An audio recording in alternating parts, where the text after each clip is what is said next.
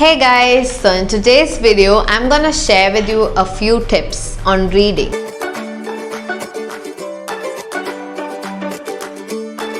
So നമ്മൾ reading ചെയ്യുമ്പം ആദ്യം ശ്രദ്ധിക്കേണ്ട കാര്യം we should read the instructions carefully.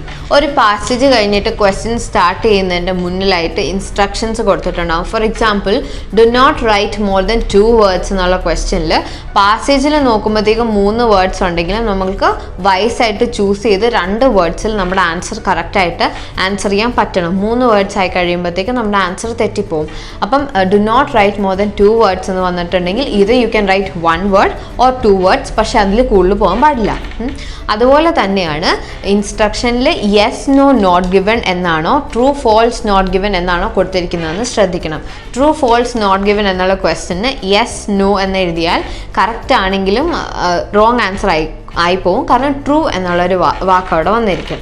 Okay, അതുപോലെ തന്നെ നമ്മൾ സ്പെല്ലിംഗ് എപ്പോഴും ചെക്ക് ചെയ്യണം. ചില വേർഡ്സ് നമ്മൾക്ക് അറിയത്തില്ലാത്തതൊക്കെ ആയിരിക്കും, നമ്മൾ വിചാരിക്കും ഒക്കെ റൈറ്റ് സ്പെല്ലിംഗ് എഴുതുന്നതെന്ന്, പക്ഷേ എന്തെങ്കിലും ഒരു കൺഫ്യൂഷൻ ഉള്ള സമയത്ത് go back to the passage and check for the spelling. Okay, ഇനി നിങ്ങൾ ചെയ്തുകൊണ്ടിരിക്കുന്ന സമയത്ത് യു സീ ദാറ്റ് ഒരെണ്ണത്തിൻ്റെ ആൻസർ കിട്ടുന്നില്ല, അപ്പോൾ അതിൽ ഒത്തിരി ടൈം സ്പെൻഡ് ചെയ്യാതെ അതിനെ മാർക്ക് ചെയ്തിട്ടിട്ട് മൂവ് ചെയ്യുക. So mark and move. Okay, എല്ലാം കംപ്ലീറ്റ് ചെയ്തതിന് ശേഷം you come back to that question, എന്നിട്ട് അതിൻ്റെ ആൻസർ ഒന്നും കൂടി ഫൈൻഡ് ചെയ്യാൻ ശ്രമിക്കുക.